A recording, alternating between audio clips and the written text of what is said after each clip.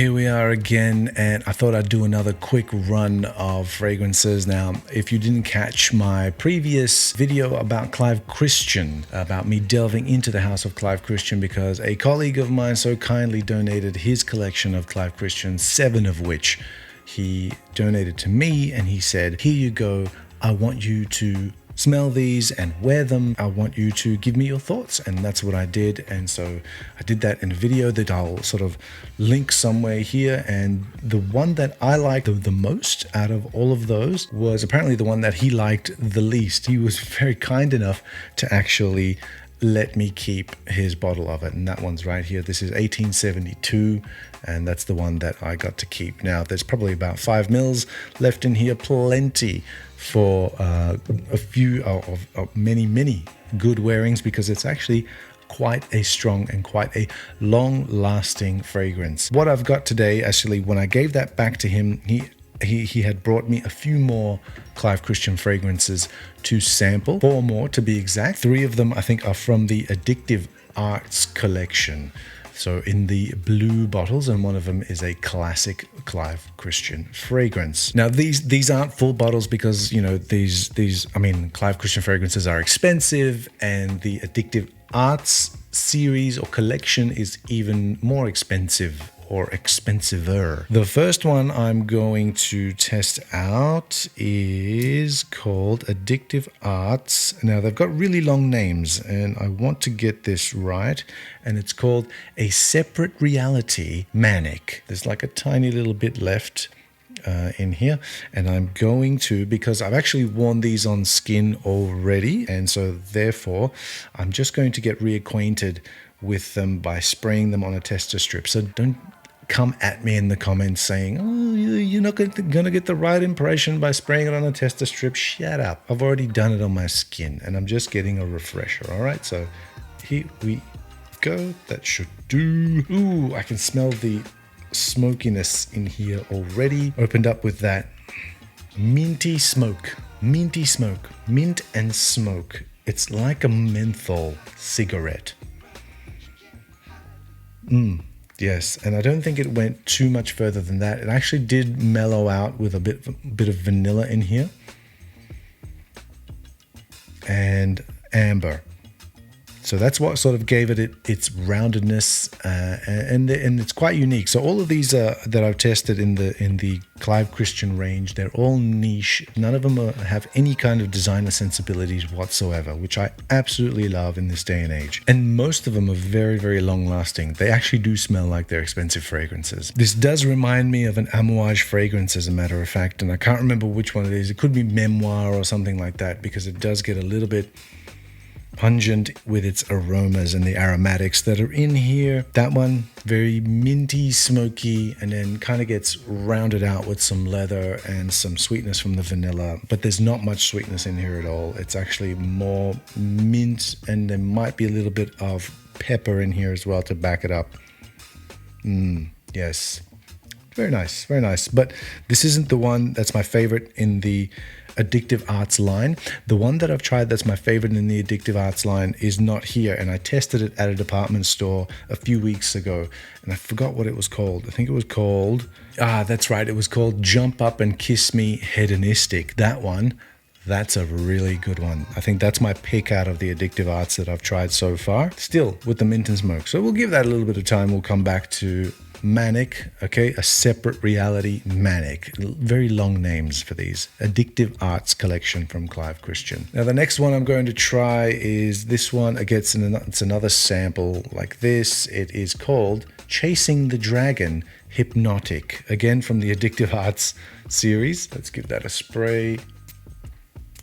Yep, that should do. Yes, this one was way more to my liking, and that's because it's got a ton of clove in here as well. And if you like cloves, then you will love this one. There's usually a lot of complexity in all of the Clive Christian fragrances that I've smelled. This one seems to be just a very well done but simple sort of affair. It really didn't develop all that much. I'm sure there's a ton more notes in here than just cinnamon and clove, but I don't need them because I love cinnamon and I do love clove. And you know, growing up, we we used to make cinnamon and clove tea, which is one of my favorite teas. Reminds me of my grandmother, but this does not remind me of my grandmother. There's something else in here as well, some kind of musk. It's slightly animalic as well, and slight sourness as well in here as well. Slight soury sort of element. Very nice. I like this one a lot. This was Chasing the Dragon Hypnotic. Haven't we all chased the dragon every now and again in this day and age? To indulge in some escapism, maybe we need to chase the dragon. You never know. Yeah. Chasing mythical creatures, moving right along. The next one which I got is this one. Again, there's really not much left in these, but there's enough to get your head around it and get a really good idea of what these are all about. Now, initially I thought I really liked this one, but let me tell you after I spray it on. Okay, so this is the 20 Iconic Masculine. 20 Iconic Masculine. I think it's the 20th anniversary, something like that. So right off the tester strip, which I didn't get off my skin, I get the pepper and the yuzu and a little bit of the herbaceousness from the rosemary that's in here. But mostly it's about that yuzu. Okay, now the thing with this is that because you've got yuzu with other things in here like vetiver, and I think it's the rosemary that's doing this on my skin, but it's almost giving it like a urinal cakey kind of vibe, but without the urine.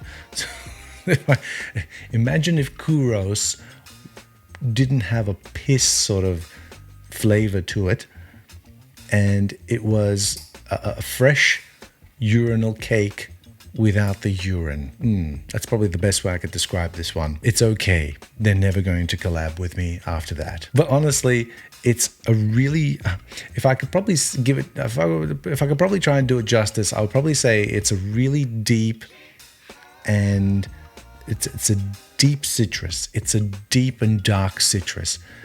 So citrus is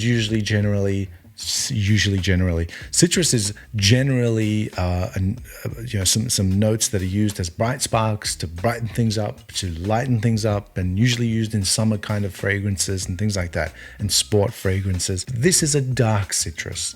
It's really been drawn into the abyss kind of thing, and I'm really not sure what's doing it. And I thought it was the rosemary, but it's not. It might be like the vetiver that's in here that's really sort of drawing the yuzu in, or it just might be that it's a really old, over-ripened, leathery skin yuzu that's in here, and that's what they've sort of gone with. It's almost like a drunken, fermented, almost alcoholic kind of yuzu. It's got a bad relationship with its parents. No, I'm kidding. Yeah, again, this one I've found lasted a very long time, which is really remarkable for a citrus kind of fragrance, and the citric element and the citric smell actually lasted for a very long time. All these come in 50ml bottles. I don't think I've seen a 100ml bottle of Clive Christian. I think they do make them, but not many can afford them, so I guess they keep them in 50. Nice. Let's come back to that and go to number 4. Number 4 in this list is this one right here. This is the Iconic X for Men. Now this, amazing. Absolutely amazing. What a fragrance this is. This didn't come out recently. I think this came out a long time ago. 2001, as a matter of fact. Came out a long time ago, and it is still a remarkable, extremely well-wearing, very mature kind of fragrance. It smells expensive as well, and I think it's got Christian Provenzano's thing. Actually, no, it's not Christian Provenzano. This one is Geza Shun. I probably butchered that pronunciation, but he's the perfumer behind this one. And this one, even though it's got no oud in it, it kind of gives me the vibe of oud, but there's no heavy wood notes in here. And if you smell from here, the atomizer and the cap, it smells phenomenal. But then if you actually wear it on skin, I get a little bit of animalic sort of stuff coming off my skin, right? And that's only if you like bury your nose in it. But in the sillage, you get this very sort of bright sort of pepperiness coming off it. And the pepperiness is not like a pink pepper or a black pepper. It's like a paprika kind of pepper. And there's a sort of like how do I explain this? It's like a rough smoothness.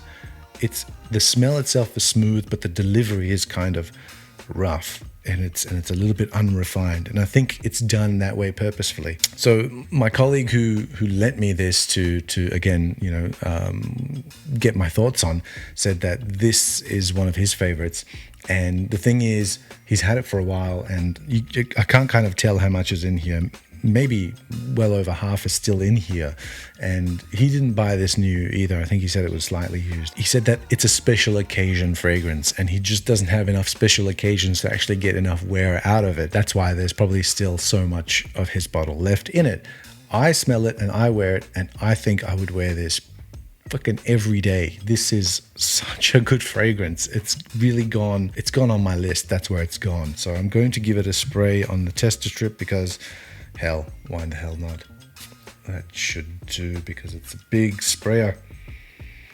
Oh man, amazing. This actually reminds me of like the interior of some really, really high class restaurants I've been to in Tokyo. And they're known for having lots of restaurants with lots of Michelin stars, of which I'm a fan. I mean the food, not the stars themselves. There it is. There's that sort of, it's almost like this animalic sort of fecal sort of element in here if you really dig your nose into it. But then after 5 minutes that sort of dissipates and sort of dries down and becomes this enormously beautiful scent. I believe there's rhubarb in here as well, which is a note that I really like in perfumery, but it's rarely ever done right. Oh, that's so good. That is so good. I'll put that away. Okay, so let's go back to Manic and check that out. Oh yeah, the mint is dissipated and now you get just smoke. That's just smoke. Smoke with a little bit of leather and some moss. Ooh. Yeah, that's niche right there. Go back to Hypnotic now, check that out. That's mellowed out. It's become creamy almost. But the cinnamon is still there. The cloves are a big player here. There's gotta be something else in here. There's like resins in here. Almost like myrrh. It's almost like myrrh that's in here.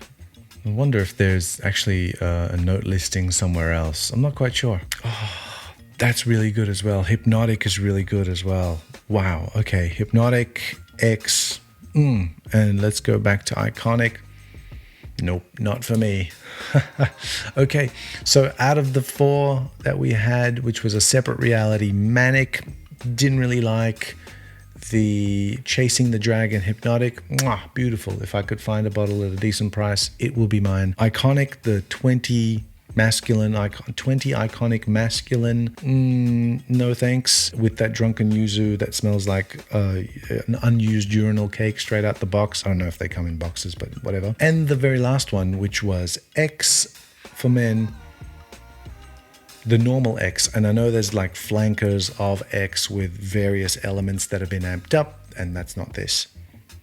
This is the original, and amazing. So if I could find a bottle of this, or someone has it that they want to send it to me, I would be more than willing and happy to take it off your hands and bathe in it all day long. So there you go. That's my second take. Now that I've smelled 7 plus this 4 and then the other 5, and quick maths tells me that I've smelled maybe like 24 of these Clive Christian fragrances all of a sudden, from going from 0 to many. And I am severely not disappointed. I'm actually very impressed with this house so far, in that all of their executions are niche. The quality is very high, and they smell, even some of these are not to my taste, they smell expensive and they smell great and they smell different, almost regal. Some of these, like 1872, that's a daily wear.